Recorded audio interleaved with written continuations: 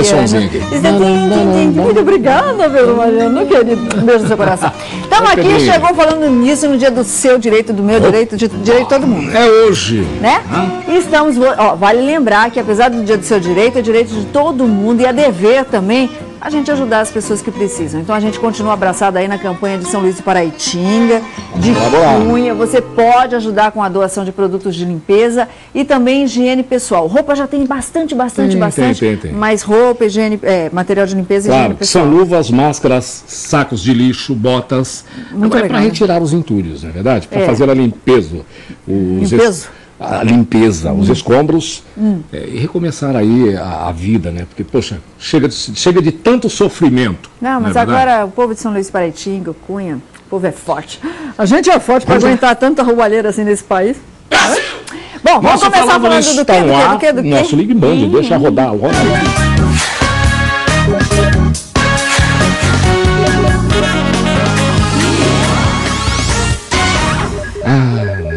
9711-1313, opção 7, você fala ao vivo com a gente, na 1, deixa sua pergunta gravada. Amanhã a gente vai estar divulgando. Você está com o teu carro muito velhinho, né? Amanhã tem novidade. Aquele carro fubá, que sabe aquele mais carro anda, já mais disposto. Galinha já está dormindo em cima. Joga seu pé de milho, né? Amanhã a gente vem com uma surpresa. Surpresa! Mas antes, Ligue Band. Vamos ver que dia é hoje, São. Olha aí, o nosso momento cultural. Manda. Hoje é dia do aniversário de Belém do Pará, do cantor Nando Reis. Estou um pouco atrasado, mas espero que ainda dê tempo. Nando Reis, um grande poeta aí da música brasileira. Ele não é só cantor e compositor, é um grande poeta, né? Dia de São Modesto, da ocupação da Guiana Francesa por tropas brasileiras. E exatamente no dia 12 de janeiro de 1861, portanto há 149 anos. Você estava lá? Eu estava quase na ainda não. Dom Pedro II criou, sabe o quê? Quem? O Barbudão? A Caixa Econômica de Monte de Socorro, que é a Caixa Econômica Federal. Você sabia que chamava isso? Caixa Econômica de Monte de Socorro. Não sabia. E na época da escravidão, os escravos guardavam dinheiro na caixa para comprar a sua alforria. Legal, hein? Graças a Deus acabou esse tempo. Muito legal. Aí fala aí. Falando em Caixa Econômica Federal, o assunto hoje é sobre habitação. Exatamente. Preste atenção aí, você que nos acompanha, pessoas que ainda não conseguiram a tão sonhada casa própria. Não é verdade? Será que agora está mais fácil para comprar uma casa? Como conseguir um crédito imobiliário e não cair nas furadas na hora de adquirir uma casa própria, aquela coisa tal, Tem gente que perde cabelo, perde tudo, né? Vamos ver? Hoje é o dia do seu direito.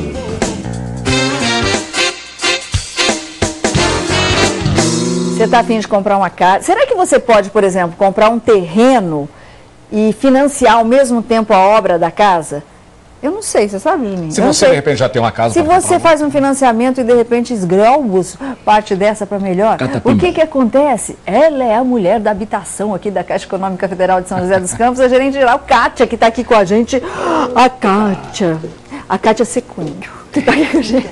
Tudo bem, Kátia? Obrigada pela sua participação. Parabéns, aqui. Né? Obrigada. Parabéns pelos 149 anos. Não aparenta 149 anos. Aniversário da Caixa Econômica Federal. A gente tem uma grande amiga também em Bauru, nossa querida Patrícia da Caixa Econômica. Patrícia, mandar um beijão para todo mundo. Não aparenta que ela tem 149 anos. Está conservada, né? Tradição de mercado, né? E sempre moderna, né? Pois é. Isso é legal. Kátia, muita gente, quem é que não tem o sonho da casa própria? Quem que não quer ter seu cantinho, né? Porque é seu, o cantinho é seu, aí ninguém tira, a não ser quando você deixa de pagar, né? Aí é diferente. Mas muita gente ainda tem dúvidas sobre o processo, sobre o procedimento de como conseguir um financiamento. Então, a primeira pergunta que eu te faço, qual é o primeiro passo para quem deseja realizar o sonho da casa própria e ainda não tem o dinheirinho? O que fazer? Bom, Solange, é o seguinte, comprar um imóvel, seja ele por financiamento ou não, requer alguns cuidados, né? O primeiro deles, a gente tem que ver a segurança da habitabilidade e solidez do imóvel, né? Outra questão que envolve a segurança jurídica da contratação, né? Que envolve a documentação do próprio imóvel, se ele obedece à legislação vigente e se as pessoas que estão vendendo esse imóvel também têm uma condição jurídica que depois, no futuro, não vai trazer problema para você. Ou seja, os dois lados tem que estar tudo okay. Belezinha, porque depois isso não pode trazer um desgosto, né? Não pode virar um pesadelo. A outra questão são as despesas que as famílias têm para fazer a aquisição, né? Não só as despesas relativas ao financiamento, mas as despesas relativas à transferência de propriedade para o nome, né? Por exemplo? As despesas cartoriais, as despesas com prefeitura, né? O pagamento do ITBI, que é um imposto de transmissão de bens imóveis, né? E a gente nunca pode esquecer uma coisa importantíssima. Esteja comprando um imóvel sem o agente financeiro ou com o agente financeiro, ler o contrato. Preto no branco, tudinho. Isso é imprescindível, né? Porque o negócio jurídico está sendo feito ali naquele momento. Se tiver dúvida, procurar o PROCON, procurar o advogado, alguma coisa assim, para poder ler tudo certinho. Exatamente. Quando você está fazendo a compra e venda num agente financeiro, normalmente o agente financeiro faz essa análise toda de segurança da operação para as pessoas, né? Então, mas se a pessoa não estiver utilizando o agente financeiro, a gente orienta nesse sentido. Tá? Kátia, correção e juros, hoje em dia, como está? Então, é uma coisa que precisa ser desmistificada no sistema financeiro. Todo né? mundo fala, ai, mas é muito caro. Sobe muito. É muito caro. Juro está alto. Vai gerar, depois vai ter resto para eu pagar ao final dos 20 ou 30 anos. Né? Isso é uma questão que precisa realmente ser desmistificada. Né? No passado, existiam saldos devedores pós-cumprimento do prazo por conta da economia inflacionária que nós tínhamos, né? Então, toda vez que você paga uma prestação de qualquer dívida, você está pagando ali dentro um pedaço da dívida que você fez, os juros embutidos, né? E uma parte de correção monetária, né?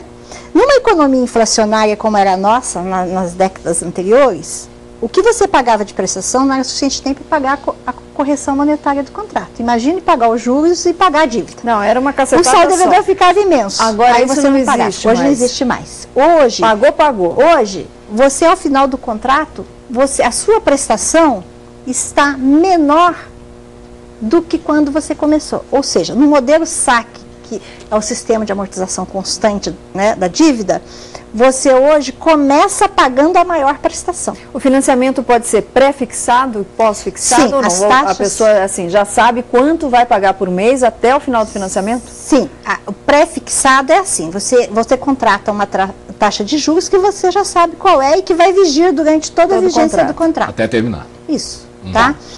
Agora, o mais usual no nosso mercado é uma taxa de juros pós-fixada, né? São encargos pós-fixados, em que a taxa de juros é fixa e você tem um indexador de moeda, por exemplo, a TR, que é a taxa referencial, que mede o poder a perda da moeda, né? Atrelado ao contrato. Ou seja, pode subir como pode abaixar um pouquinho? Sim, historicamente, nos últimos 15 anos, isso tem reduzido. Tá? As pessoas têm ficado com saldo devedor zerado. As pessoas falam muito do uso do fundo de garantia para a compra da casa própria. Como é feito isso? Bom, quando é que eu devo, posso e quando é que eu devo usar? Sim. Para utilizar o fundo de garantia, as regras de utilização do fundo nem sempre têm a ver com as regras do financiamento. Às vezes você pode utilizar o fundo e fazer o financiamento, tá certo? Às vezes você pode fazer o financiamento e não pode utilizar o fundo. E por que isso? Porque o financiamento é regido por lei, né? Então, a primeira condição é que você tenha vínculo com o fundo de garantia pelo menos há 3 anos para você usar o seu fundo de garantia.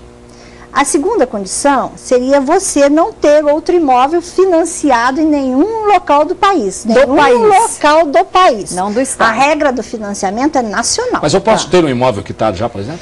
Aí, a segunda regra, você não pode ter imóvel quitado nem no município onde você reside, onde você exerce sua atividade principal e nas regiões limítrofes desses 2 municípios que eu falei. Sim. Fora disso, você está em São José dos Campos, querendo comprar um imóvel utilizando o fundo de garantia e tem um imóvel quitado lá em Queluz, por exemplo. Já é longe. Tá? Tudo bem.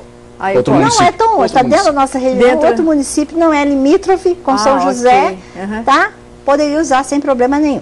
9711-1313, opção 1 já tem. Ligue Band, vamos lá. Eu fui na Caixa Econômica Federal para me ver se eu conseguia comprar uma casa usando meu fundo de garantia e um financiamento, no caso, mas eu não consegui porque a casa que eu estava querendo comprar ela ficava em